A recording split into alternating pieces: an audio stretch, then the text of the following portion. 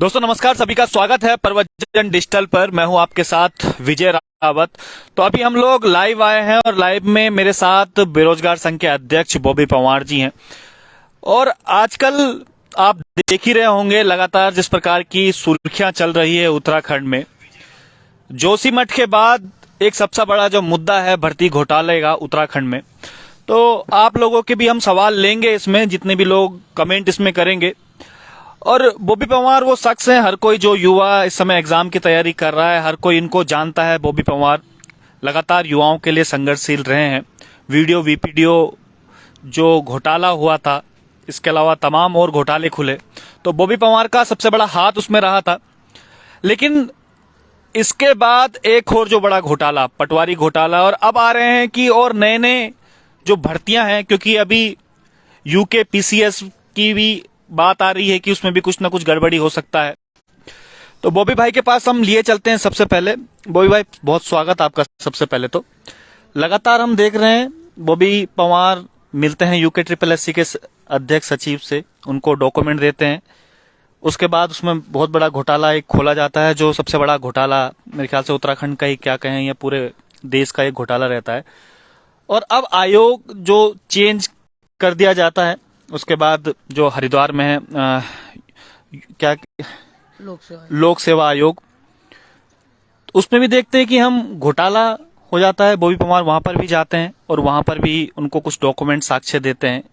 उसमें कब तक ये चलता रहेगा उत्तराखंड में? बॉबी पंवार घोटाले पे घोटाला देते रहेंगे, डॉक्यूमेंट कहीं से उनके पास आएंगे और उसके बाद ये सब चीजें खुलती रहेंगी। कब तक चलता रहेगा आखिर? देखिए, वास्तव में उत्तराखंड में जो वर्तमान परिस्थिति को देखा जाए तो पानी सर से ऊपर जा चुका है। पढ़ाई करने वाला बच्चा भी कितने बार पढ़ाई करेगा और एक ही पेपर को कितने बार देगा, वो सबसे बड़ी समस्या ये है। अभी आप देख सकते हैं कि जैसे ताबड़तोड़ यूकेएसएससी का जो एक खुलासा हुआ था, उसके बाद ताबड़तोड़ जो उसमें गिरफ्तारियां हुई, और उस गिरफ्तारियों के बाद फिर जब सीबीआई जांच के लिए कोर्ट में केस चला, और उसके बाद जब कोर्ट ने मना कर दिया कि सीबीआई जांच नहीं होगी, क्योंकि तब तक एसटीएफ अच्छा काम कर रही थी। उसके बाद जब कोर्ट ने मना कर दिया तो उसके बाद ताबड़तोड़ तरीके से जमानत होने लगी। तो शायद ऐसा लगता है, ऐसा व्यतीत होता है कि उत्तराखंड में जो माफिया है, इन लोगों को डर नहीं है।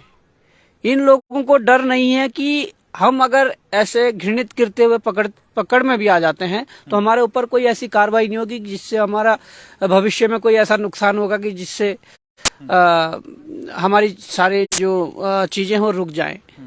तो क्यों, अगर इतना बड़ा घोटाला उजागर हुआ था, तो उसके बाद मैं ये कहना चाहता हूं कि क्यों धामी सरकार ने इस पर नकल रोधी कानून क्यों नहीं लाया। सबसे बड़ी बात यह है, उत्तराखंड के छात्रों ने एक बड़ी संख्या की तादाद में 6-7 हजार 8 हजार बच्चों ने सचिवालय घेरा, और उसके बाद मुख्यमंत्री से जो मुलाकात हुई, वहां पर उस ज्ञापन में नकल रोधी कानून के बारे में रखा कि आप इसे लाइए, परंतु सरकार ने उसे उचित लाना नहीं समझा। क्योंकि आप देख सकते हैं कि कहीं ना कहीं जो जांचें होती है। मेरा सवाल ये था कि क्या ये होता ही रहेगा? आप धामी जी के पास जाएंगे, कभी अध्यक्ष से मिलेंगे, कभी एसटीएफ को सबूत देंगे, कभी एसआईटी जांच इसमें बैठा दी जाएगी। ये कब तक चलता रहेगा? हमारे पास चलता है कि अरे अच्छा अब ये पेपर लीक हो गया, अच्छा अब वो पेपर लीक हो गया, इसके भी सबूत आ रहे हैं, उसके भी सबूत आ रहे हैं। कब तक इसका कोई अल्टरनेट है? सोचा है कुछ अल्टरनेट? नहीं, कब तक चलता रहेगा? तब तक चलता रहेगा जब तक सरकार की नीयत साफ ना हो।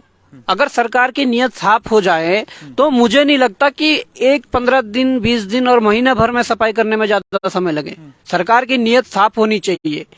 सरकार तो ये जानिए कि जहां पर संलिप्तता किसी बड़े अधिकारी की आ जाए, जहां पर संलिप्तता किसी पार्टी कार्यकर्ता की आ जाए, जहां पर संलिप्तता किसी पार्टी के सदस्य की आ जाए या किसी विधायक मंत्री की आ जाए, वहां पर जांचें ठप पड़ जाती है। तो जब तक सरकार की नीयत में सुधार नहीं होगा, जब तक यहाँ जो हमने चुनकर सरकार भेजी है, वो सरकार इस उत्तराखंड को अपना उत्तराखंड नहीं मानेगी। सिर्फ और सिर्फ उनका जो नजरिया है इस उत्तराखंड में, वो सिर्फ लूट खसोट करने तक सीमित है। सरकार जब तक सरकार रहेगी तब तक कुछ नहीं होगा। तो बॉबी पंवार खुद आह्वान क्यों नहीं करते? लोग हैं साथ में, युवा साथ में हैं आपके। नहीं, देखिए, युवा साथ में है, हमने लड़ाइयां लड़ी है, आगे भी लड़ रहे हैं, और तमाम प्रकार के जो ये खुलासे हो रहे हैं, इसमें सरकार को अपनी नीयत साफ करनी चाहिए, क्योंकि सारी पावर उनके पास है, सब कुछ उनके पास है, सिग्नेचर अथॉरिटी वही है, जो अगर करना चाहे तो वही कर सकते हैं। हम तो सिर्फ कोशिश कर सकते हैं, हम बता सकते हैं कि यहाँ से गलत हुआ है, इस पर कार्रवाई की जाए, परंतु करना ना करना सरकार की बात है। और अगर सरकार नहीं करती है तो हम भी उत्तराखंड की जनता को ये बताएंगे, घर जा जाकर ये बताएंगे कि जो सरकार को करना चाहिए था, जो हो सकता था आसानी से, वो सरकार ने नहीं किया। देखिए, कई लोग, मैं कमेंट पढ़ रहा हूँ लगातार आप लोगों के, तो कई लोग लिख रहे हैं कि ये वन दरोगा में सेग्रीगेशन की बात क्यों नहीं करते हैं, एई जेई में तो इनको सेग्रीगेशन चाहिए था, वन दरोगा में क्यों नहीं करते हैं। कई लोग मुझ पे भी इल्जाम लगा रहे हैं, ये पत्रकार बॉबी पंवार का खास लगता है या ये हमारी बात नहीं उठाता है, तो इस प्रकार के इल्जाम भी लगते रहते हैं। सेग्रीगेशन की बात नहीं उठा रहे हैं आप, आ रहा है इसमें कि वन दरोगा भर्ती, वन दरोगा में सेग्रीगेशन कैसे हो जाएगा? जिन कंप्यूटरों में जिन लोगों ने परीक्षाएं दी थी और उन कंप्यूटरों पर परीक्षा देकर जिन लोगों ने वो परीक्षाएं गलत तरीके से पास की थी, आज उनके जो कंप्यूटर है ही नहीं, आज वहां पर जो सीसीटीवी उस कमरे में लगे थे वो है ही नहीं, कैसे सेग्रीगेशन हो जाएगा? किस आधार पर सेग्रीगेशन हो जाएगा? और हाँ, बात रही एईजेई की, तो उसमें भी अगर अभी हम तो कह रहे हैं जांच करिए, सबसे प्राथमिक हमारा बिंदु यही है कि जांच करिए। जांच में जिस आधार पर जांच में जो निकल कर आएगा, अगर बहुत ज्यादा मात्रा में निकल कर आ रहा था, जैसे वीडियो में निकल कर आया, तो उसमें क्या, उसमें भी सेग्रीगेशन फिर संभव नहीं है अगर बड़ी मात्रा में निकल कर आता है।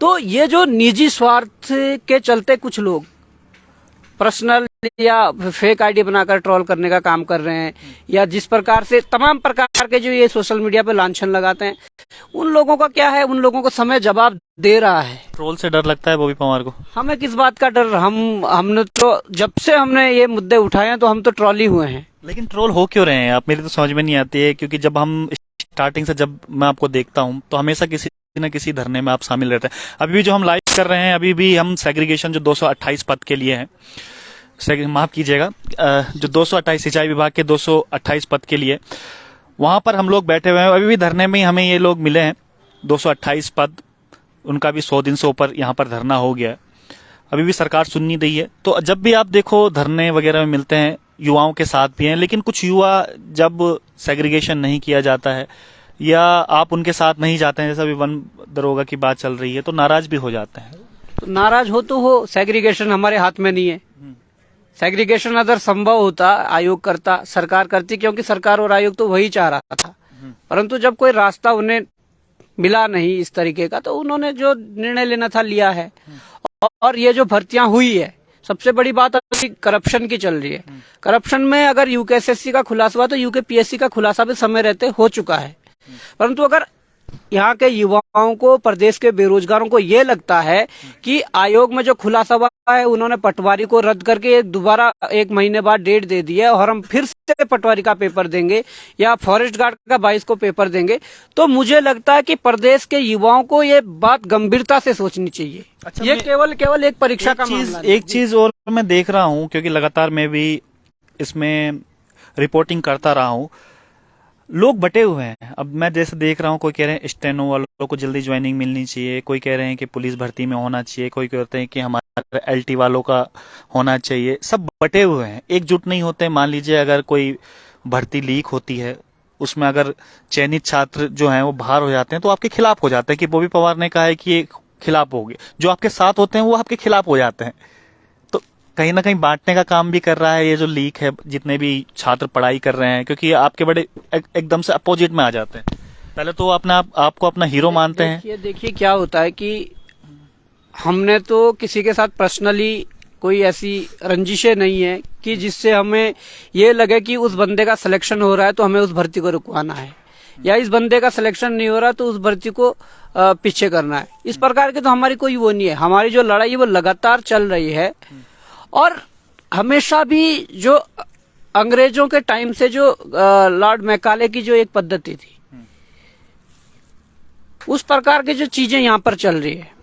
तो मैं ये कहना चाहता हूँ कि एक फूट डालो और राज करो वाली नीति अभी वर्तमान में चल रही है। पहले आयोग ने, यूकेएसएससी ने अप्लाई करी वो चीजें, और अब मुझे लगता है यूकेपीएससी भी अप्लाई करेगा, क्योंकि सबसे बड़ा उदाहरण ये है कि जैसे ही आयोग को ये पता लगा कि यूकेपीएससी का जो मामला खुल चुका है, यूकेपीएससी के अंदर के कर्मचारी इसमें लिप्त पाए गए हैं, वैसे ही उन्होंने क्या करा, 11 दिन पहले फॉरेस्ट गार्ड का एडमिट कार्ड जारी कर दिया, जबकि इतने पहले कभी भी किसी भर्ती का एडमिट कार्ड जारी नहीं होता है।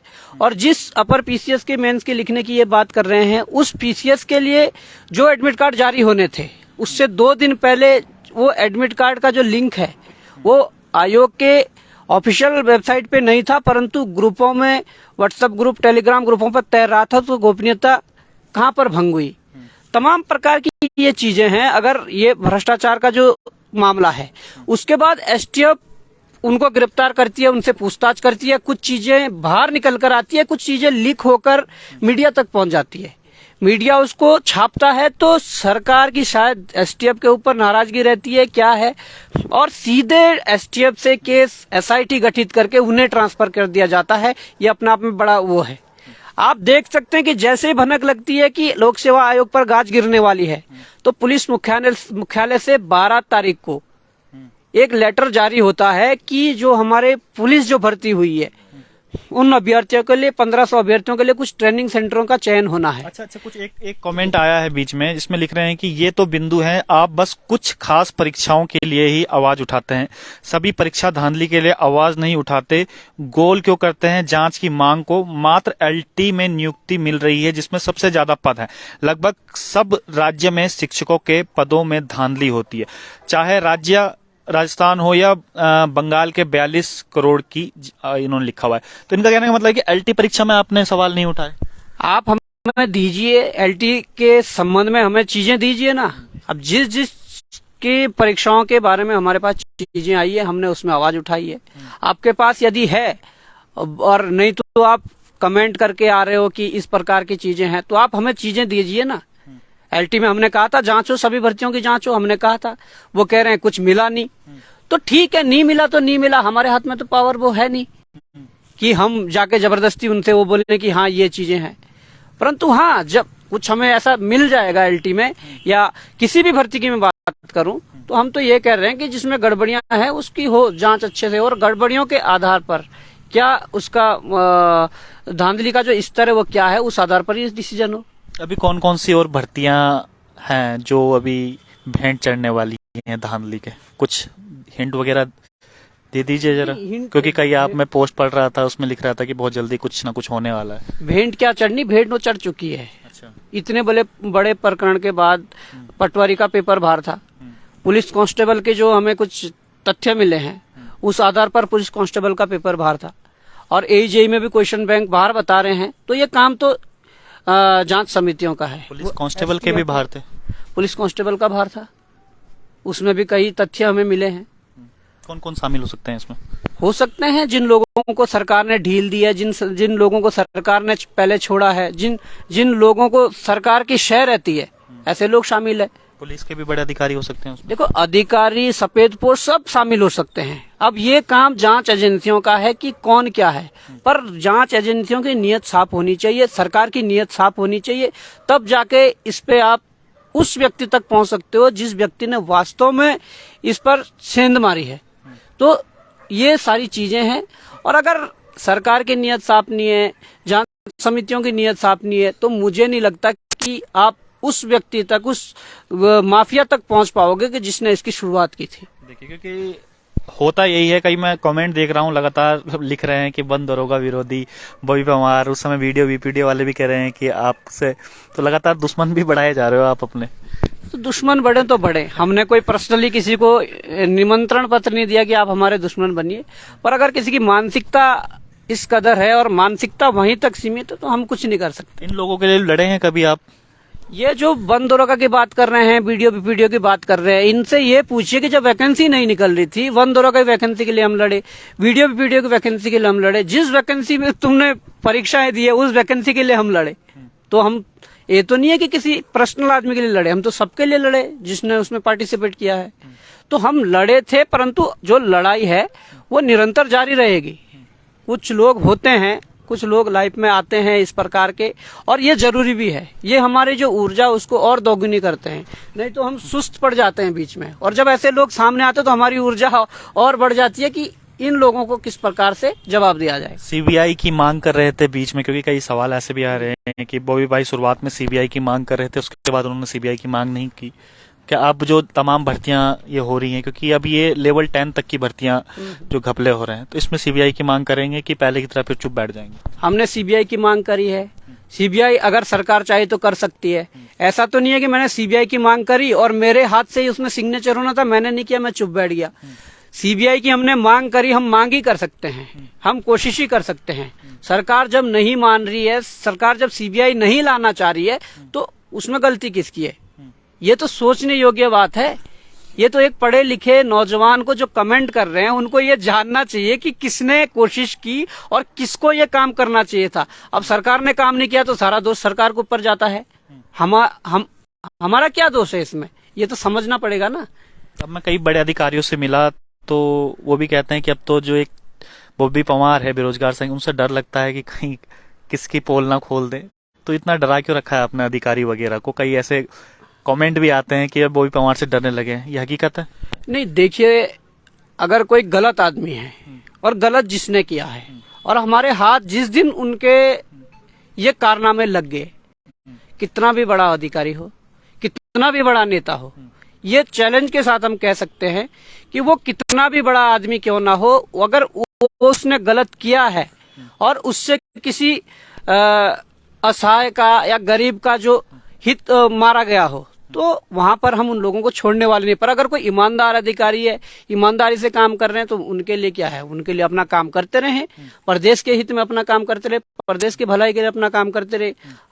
हमारा तो मकसद वही है कि एक बेहतर जो व्यवस्था जो यहाँ पर बने उत्तराखंड में, क्योंकि 22 वर्षों से आप देख रहे हैं कि इस प्रकार से जो भ्रष्टाचार जो दीमक की तरह जो इसे इतना क्योंकि तो 22 वर्षों से जानते हैं, तो ये इतनी हिम्मत, इतना जज्बा कहाँ से आ रहा है? क्योंकि पूरी सरकार से भिड़ना।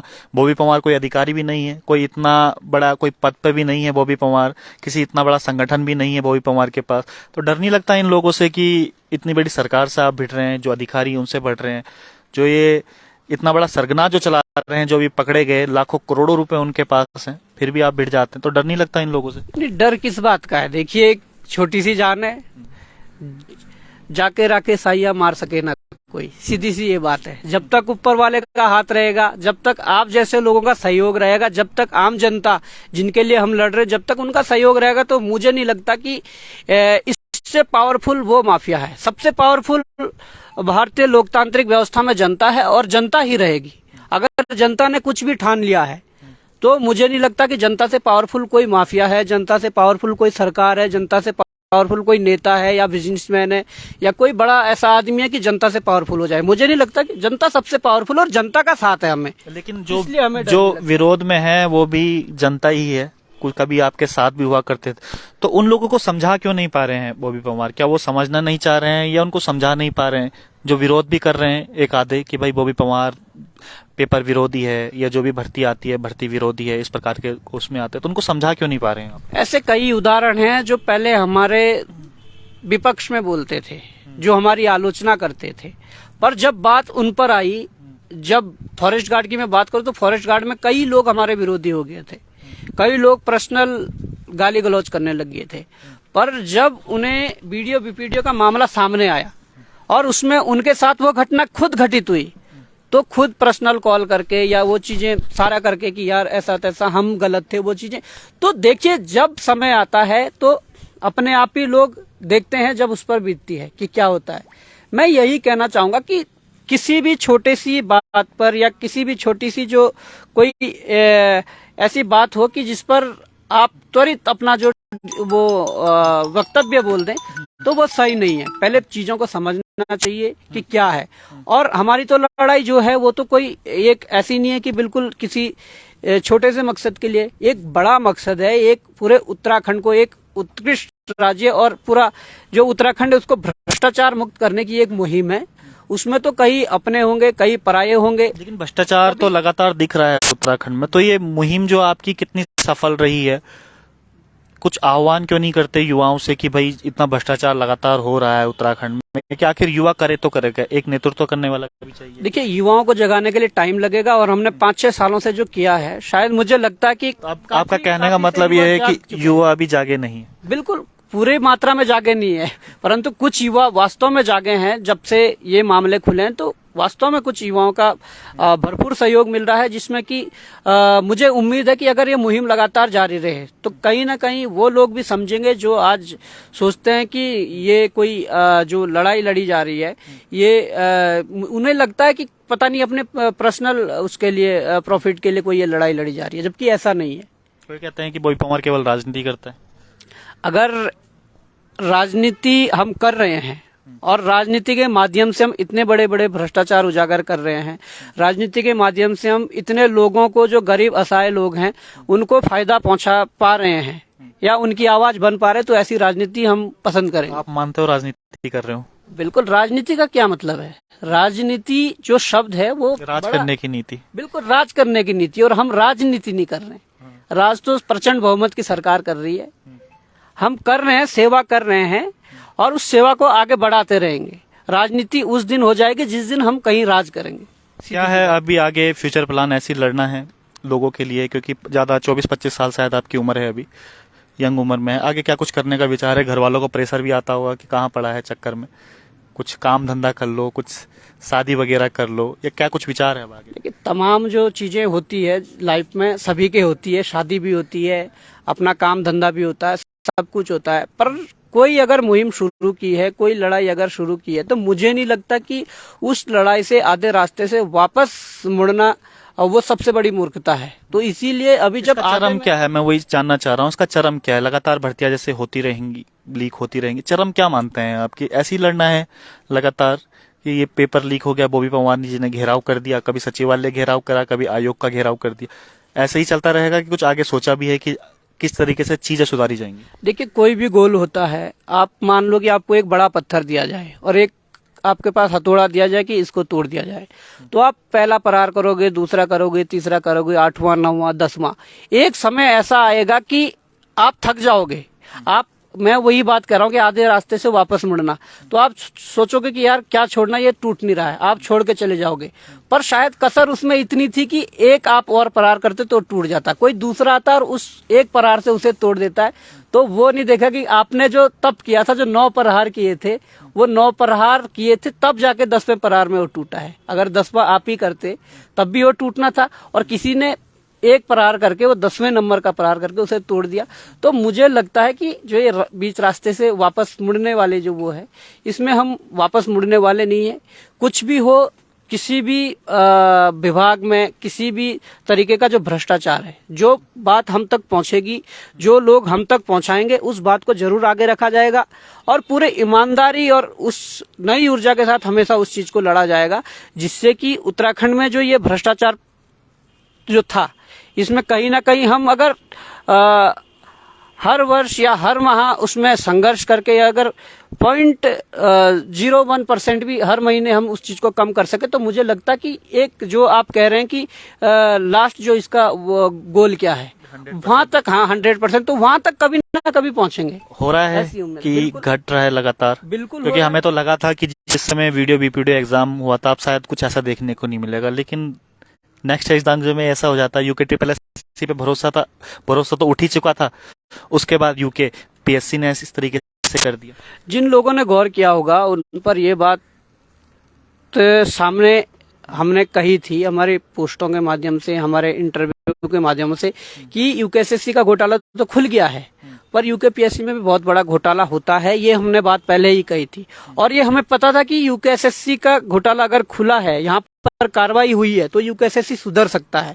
यूकेपीएससी नहीं सुधर सकता है जब तक यूकेपीएससी पर कार्रवाई नहीं होगी, परंतु अब यूकेपीएससी पर भी कार्रवाई हुई है, तो कहीं ना कहीं मुहिम आगे बढ़ रही है। और अगर किसी को ये लगता था कि यूकेएसएससी पर कार्रवाई होगी और यूकेपीएससी सुधर जाए, तो मतलब ही नहीं था। पर आज अगर यूकेपीएससी पर कार्रवाई होगी, अगर प्रदेश की जनता ये आवाज बुलंद करेगी कि लोक सेवा आयोग पर उचित कार्रवाई होनी चाहिए, वहां पर जांच होनी चाहिए, तब जाके वहां का माहौल सुधर सकता है, तब जाके यूकेएसएससी का जो माहौल है, तभी सुधरा हुआ है। लेकिन सरकार तो अपनी पीठ थपथपा रही है, कह रही है कि देखो हमने ये मैटर उजागर किए हैं। आज से पहले जो सरकारें रही हैं उन्होंने कभी इस प्रकार के मैटर उजागर नहीं किए हैं, तो लोगों को तो तारीफ करनी चाहिए। आपको क्या लगता है, सरकार अपनी इस मामले में पीठ थपथपा रही है? नहीं, पीठ थपथपा रही है तो थपथपाएं, हमें क्या है उससे, पर उससे अंजाम तक तो पहुंचाएं। आप लोगों ने कहा कि ईडी को लेटर भेजा था, खुद पुलिस के जो मुखिया है उत्तराखंड में उन्होंने कहा था कि हमने ईडी को लेटर भेजा है। तो मेरे समझ में ये नहीं आता है कि 5, 6, 7 महीने हो गए हैं, वो लेटर शायद ईडी के ऑफिस तक नहीं पहुंचा है, उसका कोई जवाब नहीं आया है। हमारी सरकार के मुख्यमंत्री धामी जी ने कहा था कि केदार बाबा की सौगंध खाकर कहते हैं कि एक भी भ्रष्टाचारी को नहीं बचने देंगे, परंतु कहाँ, भ्रष्टाचारी तो खुलेआम घूम रहे हैं। भ्रष्टाचारी तो वो भ्रष्टाचारी है जिन लोगों की जमानतें हो चुकी है, कई ऐसे लोगों की फिर से संलिप्तता अभी पटवारी और पुलिस और उसमें देखने को मिल रही है, जो वर्तमान में भर्तियां चल रही है। एक सवाल और आ रहा है आपके लिए, आप भी सवाल लगातार कीजिएगा और शेयर जरूर कीजिएगा इस पोस्ट को, जितने भी लोग देख रहे हैं, ताकि ज्यादा से ज्यादा लोगों तक ये जो हमारा लाइव है वो पहुंच पाए। एक सवाल आपसे पूछ रहे हैं, वन दरोगा चयनित अभ्यर्थी, कोई पेज है इनका, ये लिख रहे हैं कि पत्रकार साहब एक सवाल तो पूछिएगा कि वन दरोगा में आपको कैसे पता चला कि कंप्यूटर से सबूत मिट गए हैं? जवाब नहीं दे पाएंगे बॉबी पंवार, ये चैलेंज कर रहे हैं आपको। मुझे लगता है कि इनकी जो सोचने की शक्ति है वो शायद थोड़ा कमजोर हो गई है। अब वन दरोगा चयनित अभ्यर्थी के नाम से पेज आईडी जो भी बनाई है, मैं यही कहना चाहूंगा कि हमें इसलिए पता लगा कि हम जब जांच समिति के साथ बैठे थे तो जांच समिति में जो सामने निकल कर आया है, तो यही निकल कर सामने आया था कि जिस लैब पर छापा मारना था, जिस लैब पर डाउट था कि इस लैब में हो सकता है कि अगर 100 लड़के बैठे हों तो 50 लड़के कम से कम ऐसे हो जिन्होंने गलत तरीके से पर्ची लेकर या उसका सिस्टम हैक करके जो परीक्षा पास की हो, परंतु उस लैब को ही जब साफ कर दिया गया, जब उस लैब से सारे कंप्यूटर साफ कर दिए गए, उस लैब के सारे कैमरे साफ कर दिए गए, तो आपके पास क्या रह जाता है उसमें छानबीन करने के लिए? तो कैसे सेग्रीगेशन हो पाएगा? तो ये दूसरे नामों से आईडी चलाकर इस प्रकार के ट्रोल करना, मुझे लगता है कि ये कुछ ब्लैक शिप भी घुसे हो सकते हैं। अच्छा, क्योंकि इसमें भी मैंने है। ये फॉरेस्ट गार्ड में अजमाया है, उसके बाद बीपीडीओ में अजमाया है, और तमाम, मतलब हम तो ये है कि आगे जैसे जैसे बढ़ते जा रहे हैं अनुभव गेन करते जा रहे हैं कि किस प्रकार से लोग ट्रोल करते हैं और कौन लोग ट्रोल करते हैं। कई ऐसे लोग होते हैं कि जो अपना नाम छुपाकर गलत आईडी से ट्रोल करने लग जाते हैं। तो हमें उनसे कोई ऐतराज नहीं है, आप करिए, आपका वो काम है, हमारा ये काम है, हम ये करेंगे, पर जरूर इस काम को अंजाम तक पहुंचाएंगे। जरूर हमें उम्मीद है कि जिस मुहिम को हम चला रहे हैं उसमें कम से कम ये तो है कि जो हमने ये मुहिम शुरू की है, इसमें कुछ ना कुछ तो उत्तराखंड को, पूरे प्रदेश को भविष्य में ऐसा रिजल्ट मिलेगा कि वास्तव में जिससे लगेगा कि वो लड़ाई जो लड़ रही थी वो ठीक थी। तो लगातार कमेंट आ रहे हैं, आप लोग लगातार कमेंट कर रहे हैं और ये आगे पूछ रहे हैं कि अपने सूत्रों के नाम बताएं। खैर, सूत्रों के नाम तो खैर कोई नहीं बताता, ये तो सुप्रीम कोर्ट भी आपसे नहीं पूछ सकता कि सूत्र अपने बताइएगा, तो बॉबी पंवार क्यों बताएंगे खैर सूत्रों के नाम? ये जवाब मैंने ही खुद आपको दे दिया। बॉबी भाई, एलटी के लिए बड़े सवाल आ रहे हैं कि एलटी पे आप कुछ नहीं बोलते हैं, लगातार आप एलटी पे आपने बिल्कुल क्लीन चिट दे दी, ऐसे क्यों बार बार ये सवाल आ रहे हैं? हम कौन क्लीन चिट देने वाले होते हैं? हमने जब देखा था तो हमने सबसे पहले यही मांग उठाई थी कि जो भी परीक्षाएं इस एजेंसी ने करवाई है उनकी जांच हो। अब इन्होंने जांच समिति गठित की, उन जांच समितियों ने क्या इसमें जांच की, और उस जांच के उपरांत जो इन्होंने डिसीजन लिया, किस आधार पर लिया? एसटीएफ से हटा के एसआईटी को दे दी गई है, इसमें ये इस प्रकार के कमेंट आपको क्या लगता है क्यों दे दी गई है? देखिए, बड़ा दुर्भाग्य है। मुझे लगता है कि सरकार जो चाहती है वो अपने कंट्रोल में चीजें रखना चाहती है।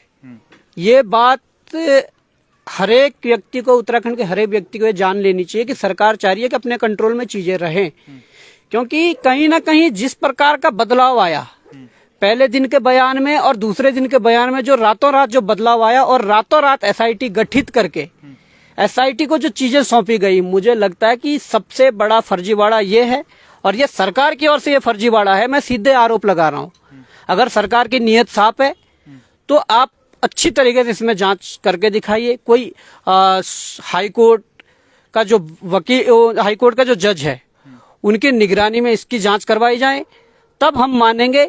नहीं तो ऐसा क्या हुआ कि अंकिता प्रकरण में भी डीएम का जो पहले बयान था रिजॉर्ट को तोड़ने को लेकर, वो दूसरे दिन चेंज हो गया। और उसमें मामले को रफा दफा कर दिया, दबाया गया। यहाँ पर भी ऐसा क्या मामला है कि एसटीएफ ने जो चीजें बोली थी, जो ये लोग पूछ रहे हैं कि आपके सूत्र क्या है, हमारे जो सूत्र है, हमारे सूत्र भी पहले से यही कह रहे थे कि जो चीजें बाहर आई है, जो पेपर लीक हुए हैं, उसमें जो एसटीएफ ने दूसरे तीसरे जो पहले बोला था कि ये परीक्षाएं, इसमें भी चीजें गलत तरीके से गड़बड़ियां हुई है, वो सूत्र सही थे। वो मैं कह रहा हूं कि एसटीएफ के सूत्र सही थे, पर सरकार को वो बात पसंद नहीं आई। सरकार को लगा कि हमसे आगे चल रहे हैं, एसटीएफ ने चीजें पब्लिक डोमेन में डाल दी है, इसलिए हमारे लिए खतरा हो सकता है। अच्छा, कई सवाल आ रहे हैं, क्योंकि हम लोग फिर सवाल ले नहीं पाएंगे। एक सवाल पीएम मासीवाल लिखते हैं कि जेई के 3 और एई के 5 और प्रवक्ता में 3 लोगों के द्वारा नकल का मामला कहाँ गायब हो गया? यही तो बात है, यही तो हम बात कर रहे हैं कि एसटीएफ से जो चीजें सामने आई थी, उनके सूत्र थे, उन्होंने शायद चीजें उगलवाई होंगी उनसे जो पकड़े गए, और हमारे भी यही सूत्र थे कि इन परीक्षाओं में गड़बड़ियां हुई है। परंतु उन सूत्रों को गायब करने के लिए, उन चीजों को गायब करने के लिए सरकार द्वारा एसटीएफ से सीधे एसआईटी गठित करके उन्हें अगर सौंप दी गई है, तो ये बात मैं मान सकता हूं कि सरकार पूरे प्रकरण में मामले को दबाने में लगी है। सरकार पूरे प्रकरण में किसी बड़े अधिकारी, किसी बड़े सफेदपोश को बचाने में लगी है। आपको ये लगता है? लगता क्या ये है, और जिस दिन कभी मौका मिला या जिस दिन ऊपर वाले ने मौका कुछ दे दिया, तो अगर कुछ ऐसा हुआ तो खोल के पूरा सब कुछ रख देंगे ऊपर वाला। अच्छा, एक और चीज मैं जानना चाह रहा था मैं आपसे, क्योंकि आप आयोग भी गए थे, यूकेपीएससी गए थे आप, और आपने जो वहाँ के अध्यक्ष हैं और जो सचिव हैं उनसे भी मिले थे, वो कुछ डॉक्यूमेंट दिए थे। उस पर ना कोई उन्होंने बताया कि ये डॉक्यूमेंट जो आपने दिए हैं उनको, इसमें सत्यता कितनी है, खंडन नहीं करा उसका, और अब पता चलता है कि वहां से लीक हुई है पेपर। आपको क्या लगता है, सचिव और अध्यक्ष की संलिप्तता है सब चीजों में? देखिए, अगर वहां पर अनुभागों की बात करें, ये गोपनीय अनुभाग की बात है, तो कितने वहां पर अनुभाग है, और यहाँ पर जो अभी कल का जो एक बयान है, एसटीएफ का ही बयान है, एक बयान के बाद दूसरा ये बयान है जो पलटा गया, जिसमें कह रहे कि चतुर्वेदी को केवल पटवारी के एग्जाम में उनको गोपनीय विभाग दिया गया था, या उनके अंडर में ये चीजें हुई थी। अगर हुई थी तो पुलिस का पेपर कौन से चतुर्वेदी ने बाहर निकाला, यही था या कोई दूसरा था? और जो दूसरे अन्य पेपर है वो किसने बाहर निकाले? कहीं ना कहीं ये बड़ी चैन है। और जैसे यूकेएसएससी मामले में हाकम सिंह पर टारगेट करके पूरा मामला वहां पर इर्द गिर्द घुमाया गया, यहीं पे चतुर्वेदी पर ये पूरा मामला इर्द गिर्द करके ये इस मामले को दबाना चाहते हैं। सीधी सी ये बात है कि इसमें हम ये मांग कर सकते हैं, ये मांग हम लगातार कर रहे हैं कि जो हमने चीजें दी, या वो चीजें गलत है तो उसका खंडन कर दीजिए, और अगर वो चीजें सही है तो उस पर कार्रवाई कर दीजिए। सीधी सी ये बात है। और चीजें हमारे पास और कुछ भी बहुत कुछ आ रखी है। कल सेकंड सैटरडे, और लगता है जो मेरा मूल सवाल था, सचिव और अध्यक्ष की मिली भगत, बिल्कुल मिली भगत होगी। अगर ये चीजें सामने आ रही है, उनके अंदर के लोग संलिप्त पाए जा रहे हैं, तो बिना सचिव, बिना अध्यक्ष के संलिप्तता के, या अगर हमने ये चीजें बता दी, ये स्पष्ट बात है, ये सचिव को आज भी आप सामने पूछ सकते हैं, उनका इंटरव्यू ले सकते हैं।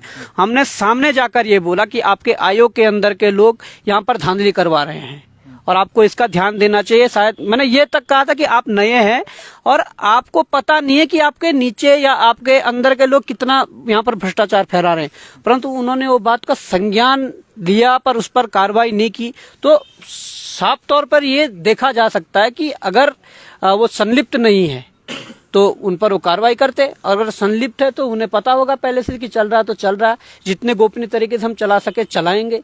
परंतु उन्हें नहीं पता कि ये जो समय है, ये समय का चक्र जब घूमता है तो अपने आप चीजें खुलकर सामने आ जाती है। अच्छा, जो अब तक कार्रवाई हुई है, वीडियो वीडियो जो भर्ती घोटाला जो हुआ है, उससे कितने संतुष्ट हैं? काफी गिरफ्तारी भी हुई है, वीडियो वीडियो के बाद अन्य एग्जाम में भी गिरफ्तारियां हुई है। कितना संतुष्ट मानते हैं कि एसटीएफ ने अपना काम सही किया है? जो पूरे गुनहगार थे वो सलाखों के पीछे हैं, संतुष्ट हैं इस बात से? नहीं, इसमें कोई दो राय नहीं है कि एसटीएफ ने काम अच्छा नहीं किया। एसटीएफ ने काम अच्छा किया है, और अभी भी वर्तमान स्थिति में पटवारी के पेपर में एसटीएफ ने जल्दीबाजी दिखाते हुए तुरंत जो प्रेस कॉन्फ्रेंस के माध्यम से लोगों के सामने चीजें रखी है, वो सबसे बड़ी सफलता मैं एसटीएफ की मानूंगा, और सबसे बड़ा ये काम उन्होंने अच्छा किया है।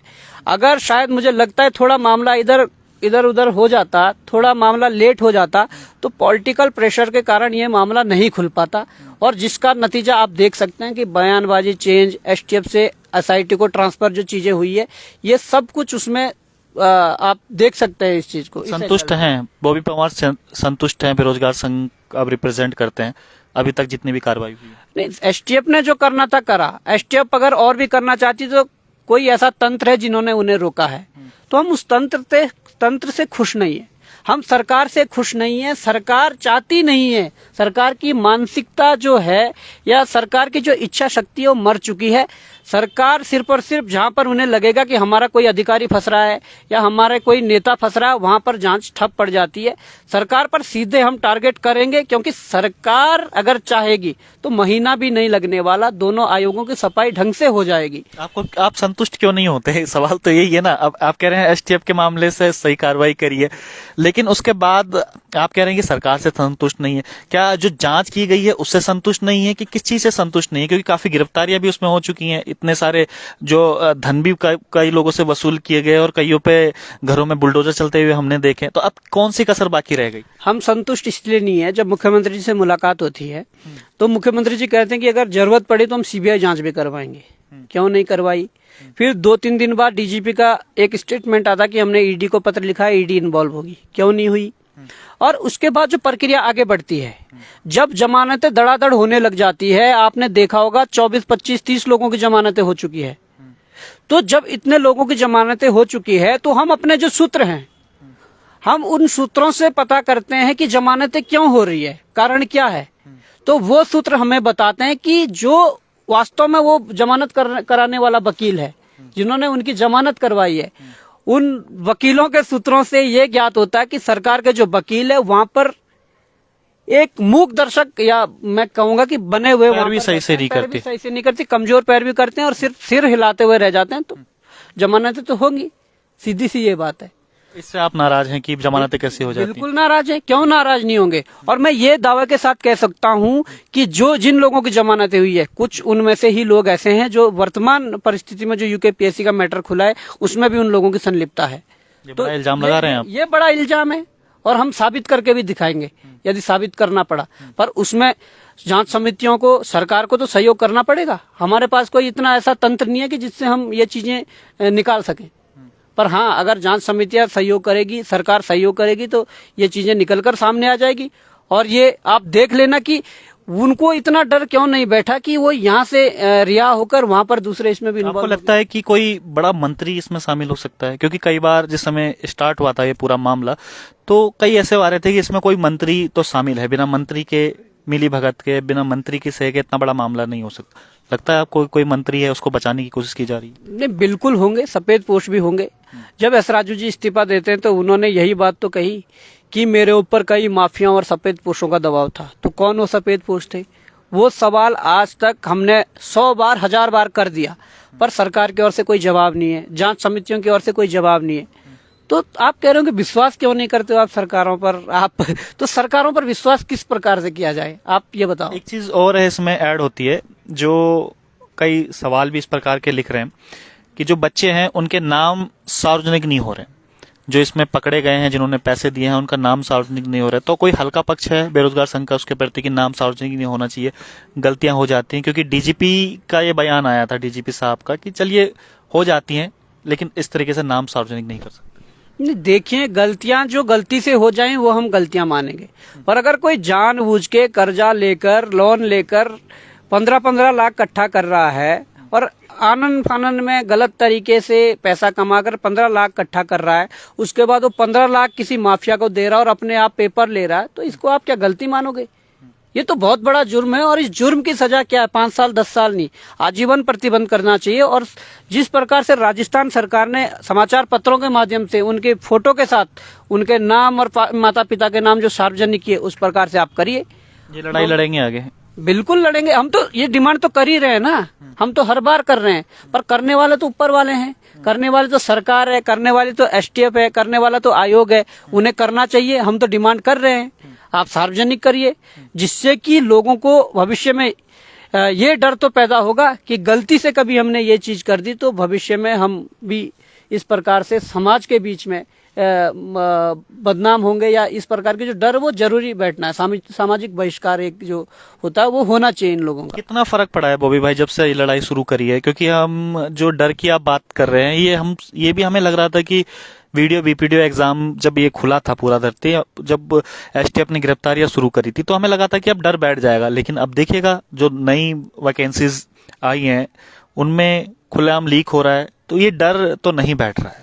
आपको लगता है कि डर बैठ रहा है? डर बैठाने के लिए भी कुछ तंत्र होते हैं, वो तंत्र शायद फिट नहीं बैठ पा रहे सरकारों की ओर से, या हमारे जो जांच समितियां या जो आयोग का जो स्टेटमेंट होना चाहिए था, उस पर आयोग की जो कार्रवाई होनी थी, वो शायद सटीक नहीं बिठा पा रहे हैं। मैं ये कह दूं, आपको कुछ चीजें बताना चाहता हूं कि मामला वीडियो वीडियो का हो, तो उस दौरान मुझे कई ऐसे लोग फोन करते थे जो उसमें ब्लैक शिप थे और मुझे फोन करते थे।